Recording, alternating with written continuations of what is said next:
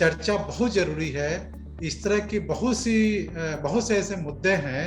जिन पे हमें विस्तार से बातचीत करने की जरूरत है। अक्सर होता यह है कि हम विमर्शों में पलायनवादी रुख अख्तियार करते हैं कि जो चीजें बहुत गंभीर होती हैं या जो हमारी जिससे हमारा साबका रोज रोज का बढ़ता है उनको हम लोग अक्सर इग्नोर करते हैं। लेकिन ये चर्चाएं बहुत महत्वपूर्ण है ताकि तभी हम इन समस्याओं के समाधान हेतु उपाय कर सकते हैं। मैं संक्षेप में अपनी बात कहूंगा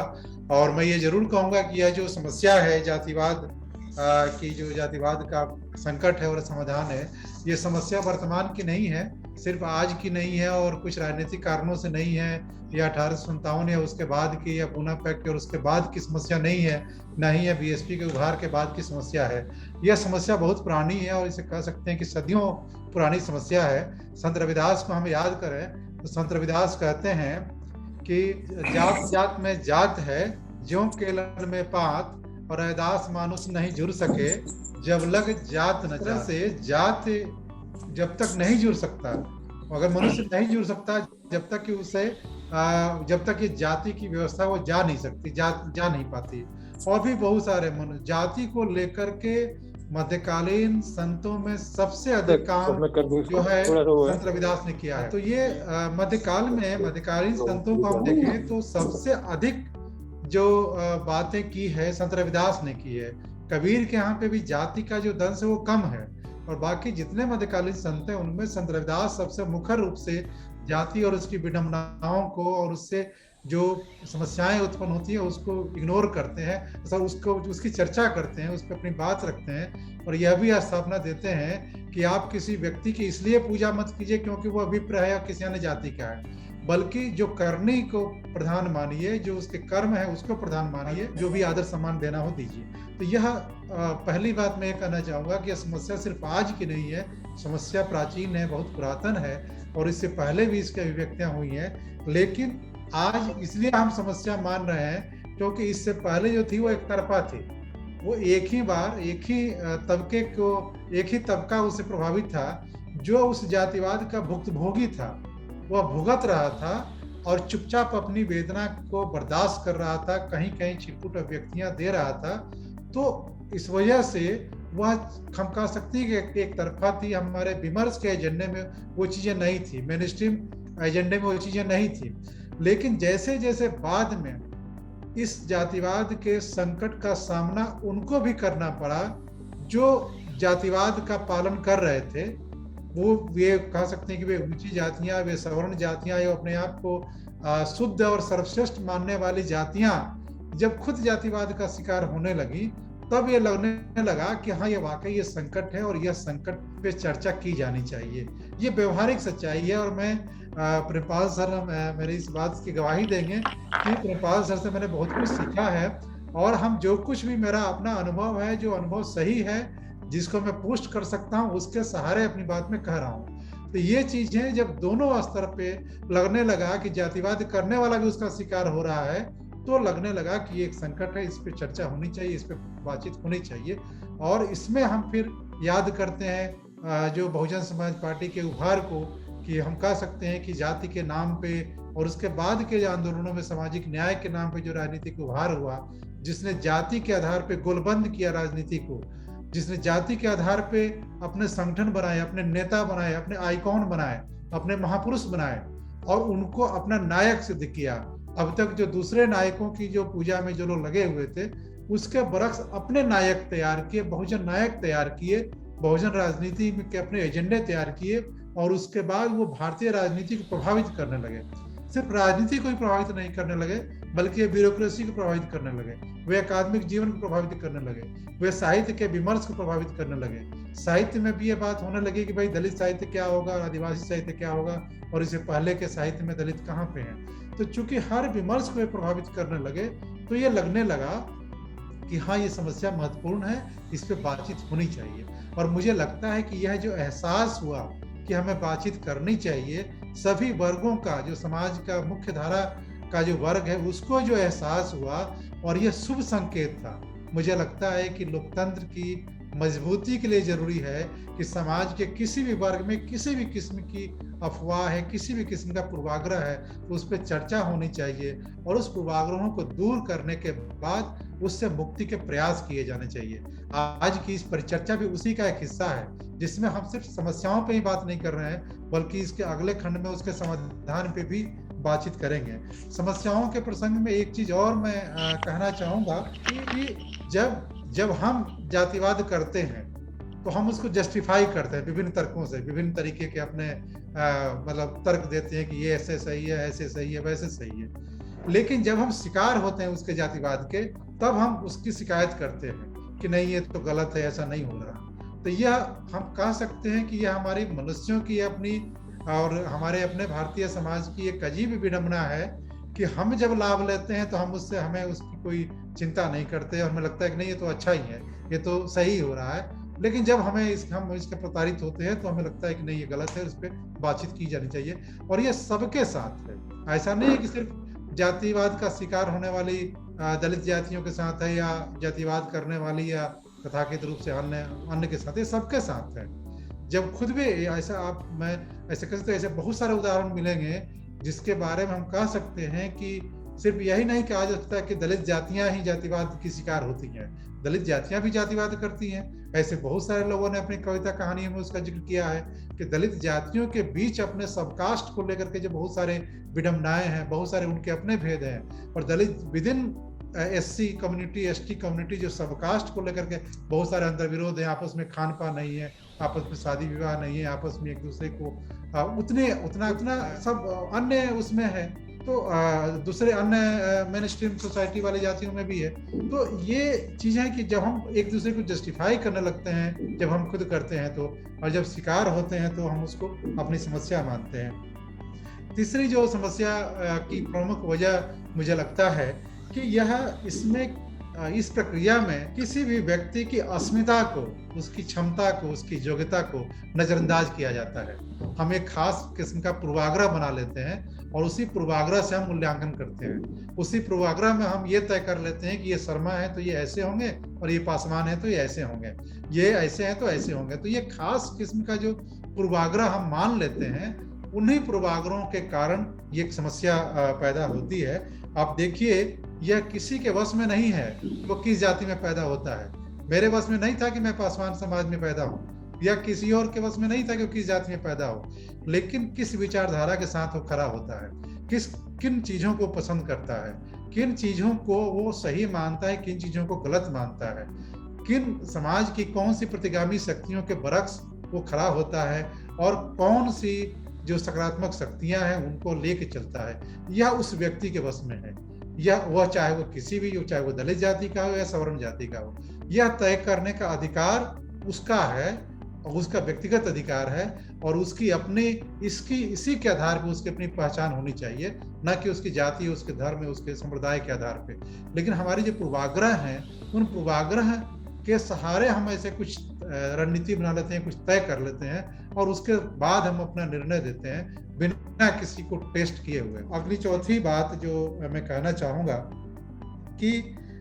जिस तरह का जिक्र आया 1857 को लेकर के और बाकी सारी चीज़ों को लेकर के, 1857 में आप सही कह रहे हैं कि उसमें जो स्वाधीनता आंदोलन था और बहुत बड़े पैमाने पे समाज के सभी वर्गों की भागीदारी थी, उसमें आप माता दिनभंगी का भी प्रसंग हमें याद आता है और झलकारी बाई का भी प्रसंग याद आता है और उदा देवी पासी का भी प्रसंग आता है। तो ये सारे लोग उस आंदोलन का हिस्सा थे। और इसके बाद भी कहीं ना कहीं जो माता दिन और मंगल पांडे के बीच का जो प्रसंग है सब लोग जानते हैं, मुझे उसको दोहराने की जरूरत नहीं है।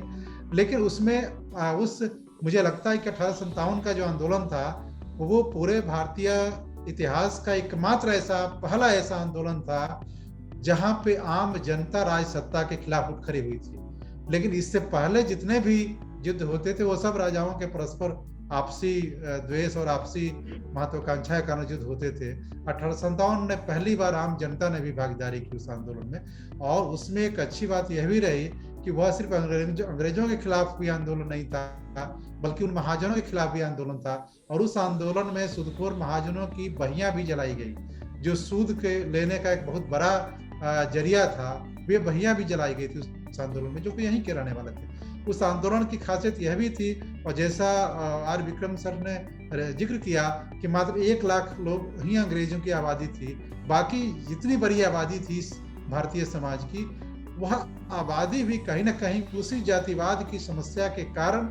गुलाम बने रहने को अभिशप्त थी। क्योंकि जो सत्ता में थे, जिनके पास संसाधन थे, वे अपने संसाधनों को बचाए रखने के लिए अंग्रेजों की गुलामी कर रहे थे, और जो आम जनता थी, बहुसंख्यक जनता थी, वे तो सत्ता में उनकी भागीदारी थी ही नहीं, वे तो संपत्तियों पे उनका अधिकार था ही नहीं है, या उनके पास बहुत सारे संसाधन थे ही नहीं। तो उनके लिए तो चाहे वो अंग्रेजों के गुलाम थे या यहाँ के राजे महाराजों के नवाबों के गुलाम, तो उनको तो गुलामी थी ही। तुलसीदास जी की जो पंक्ति है ना कि कऊ हनरी हमेका हानि चेरी छोर हो खपना रानी, तो यह भावना लगभग बड़े पैमाने पर व्याप्त थी। तो ये जो विडंबनाएं थी, ये जो सामाजिक संरचनाओं के अपने जो अंतर था, इस अंतर के कारण हम हजारों वर्षों तक गुलाम बने रहने को अभिशप्त रहे, कि हमने मान लिया कि एक ही वर्ग ज्ञान दे सकता है, एक ही वर्ग रक्षा कर सकता है, एक ही वर्ग व्यापार कर सकता है, एक ही वर्ग सेवा कर सकता है। परस्पर क्षमताओं के आधार पे किसी का मूल्यांकन करना, हमने वो टेस्ट करने की कोशिश नहीं की कि जिसके ऊपर ज्ञान देने की जिम्मेवारी थी उसने सबको ज्ञान दे रहा है कि नहीं दे रहा वो, या जिस पे रक्षा करने की जिम्मेवारी थी वो सबको रक्षा कर रहा है कि नहीं कर रहा, या व्यापार में वो सबकी भागीदारी हो कि नहीं। तो यह पूर्वाग्रह तो हमने मान लिया, लेकिन उस पूर्वाग्रह को चेक करने का, टेस्ट करने का कोई मैकेनिज्म विकसित नहीं किया। इस तरह की कोई विमर्श नहीं हुई जिसमें उसको चेक किया जा सके, और इस वजह से जैसे तैसी चीजें, वो चीजें चली आ रही थी और वो चीजें आगे तक कंटिन्यू बनी रही। ये कुछ महत्वपूर्ण चीजें थी। और एक और चीज, मैं 2 और महत्वपूर्ण बातें कह के और उसके बाद मैं अपनी बात खत्म करना चाहूंगा कि जातिवाद के छद्म को रोकने के लिए या उसके आवरण को ढक कर रखने के लिए, शुगर कोटेड टेबलेट में उसको बनाए रखने के लिए बहुत सारे विमर्श के जो मुद्दे हैं वो सेट किए जाते हैं। उन मुद्दों में हम कह सकते हैं कि राष्ट्रवाद का भी मुद्दा है, देशभक्ति का भी मुद्दा है, धार्मिक कर्मकांड और पाखंड का भी मुद्दा है, और बहुत सारे सामाजिक न्याय, धर्मनिरपेक्ष और भी कई सारे मुद्दे जो हैं, सत्ता में भागीदारी और कई सारे मुद्दे भी कहीं ना कहीं उस छद्म को ढकने का एक जरिया होते हैं, ताकि सीधे उन पर बात नहीं की जा सके, उसकी विडंबनाओं की पड़ताल नहीं की जा सके। और क्योंकि यह हमेशा से देखने को मिला है कि कोई भी व्यक्ति, उसकी कोशिश यह रहती है कि सत्ता पे कब्जा करे और सत्ता में उसकी भागीदारी हो। और जब सत्ता में कब्जा करने के बाद, सत्ता में भागीदारी होने के बाद, चाहे वो किसी भी समाज का, समुदाय का व्यक्ति हो, वह चाहता है कि उसके जो शासित हैं, जिन पे वो शासन कर रहा है, वो जितना अधिक बटे रहेंगे, उनमें जितना अधिक भेद बना रहेगा, जितना वो आपस में भी अंतर्विरोधों से ग्रस्त रहेंगे, तो सत्ता बहुत मुफीद तरीके से चलती रहेगी। यह हर सत्ता इसका इस्तेमाल करती है। अंग्रेजों ने भी किया, उससे पहले के लोगों ने भी किया, आज की भी सत्ता करती है कि वो हिंदू, मुस्लिम, ऊंच नीच और दलित और ब्राह्मण और बाकी सारी चीजों के भेदों में बांट करके और अपनी सत्ता को बहुत मजबूत करती है और अपनी सत्ता को निर्विघ्न तरीके से चलाए रखती है। जिनके नाम पे वो सत्ता प्राप्त करती है, वे लोग, वह समाज, वह जाति किस हद तक लाभप्रद हो रही है, इसको चेक करने की, इसको बैलेंस करने की कोशिश आज भी बहुत कम होती है। चाहे वो दलित राजनीति के द्वारा की जा रही हो, चाहे वो सामान्य समाजवादी राजनीति के द्वारा की जाती हो, या सामाजिक न्याय की राजनीति के द्वारा की जा रही हो। सबने सत्ता प्राप्त करने के बाद उस मैकेनिज्म को दूर करने की कोशिश नहीं की, उस सिस्टम को दुरुस्त करने की कोशिश नहीं की। और सिस्टम को दुरुस्त करने की जिम्मेवारी है, क्योंकि यह समस्या, राजनीतिक समस्या जितनी अधिक है, उससे अधिक समस्या ये सामाजिक समस्या है। और सामाजिक समस्याओं की जिम्मेवारी हम सिविल सोसाइटी की होती है, सिविल सोसाइटी में रहने वाले लोगों की होती है, बुद्धिजीवियों की होती है, डॉक्टर्स की होती है, प्रोफेसर्स की होती है, एडवोकेट्स की होती है। जो समाज का बुद्धिजीवी तबका उनकी होती है। समाज का मानस वो तैयार करते हैं। चौक चौराहों पे, अपने घरों में, अपने परिवेश में किसके साथ हम क्या व्यवहार करेंगे, यह तय करने का काम वह विमर्श और वो ये सिविल सोसाइटी करता है। और इस तय करने में हम अगर सरनेम हटा लें, या हम किसी के साथ खाना शुरू कर दें, या कहीं हम अंतरजातीय विवाह भी शुरू कर दें, ये कह सकते हैं कि कुछ हद तक ये उसको कम करने की कोशिश करते हैं। लेकिन यह अधिक और बेहतर ढंग से और फलीभूत होगी जब हम उन सबके लिए भी, जो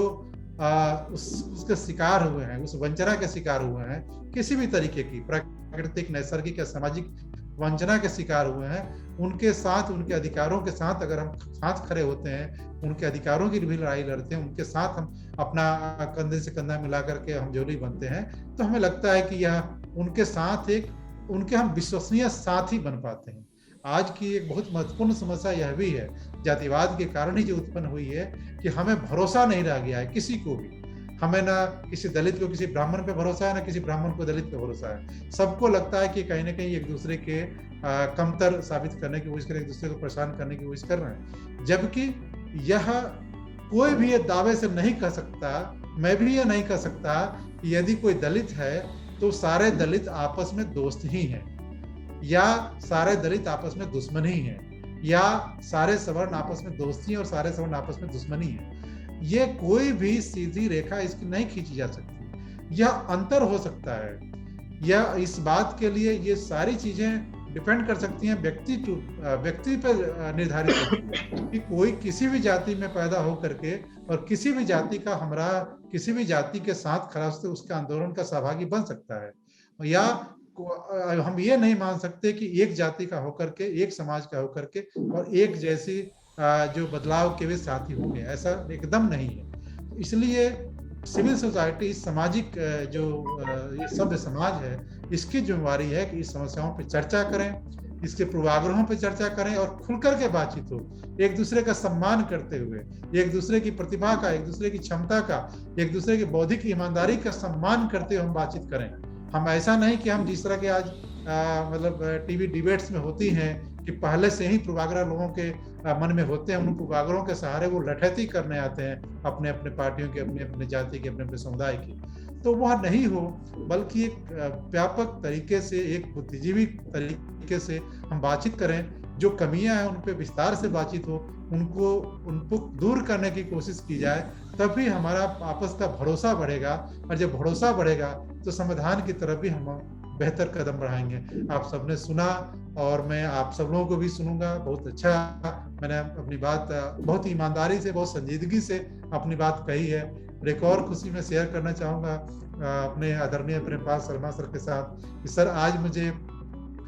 8 वर्ष हुए हैं इस महाविद्यालय में अपनी सेवा देते हुए, और आप सर शुरू से ही, मैं खुर्जा से लेकर के और यहाँ तक आप मेरे हर बौद्धिक, साहित्यिक और सामाजिक कामों के गवाह रहे हैं। आर विक्रम सर को बराबर में पढ़ता रहा हूँ, सर से भी बराबर बातचीत करने का, मिलने का मौका मिल रहा है। तो आप सब इस बात की गवाही जरूर देंगे कि मैं जो भी कह रहा हूँ पूरी ईमानदारी से कह रहा हूँ, पूरी विश्वसनीयता के साथ कह रहा हूँ, और मुझे लगता है कि ईमानदारी से कही गई बात भी अपना अच्छा असर छोड़ती है, उसका असर होता है। इसी के साथ मैं अपनी बात समाप्त करता हूँ। अपने सभी अभिभावक जन ने, जो हमारे वक्ता हैं, उन सबको नमस्कार।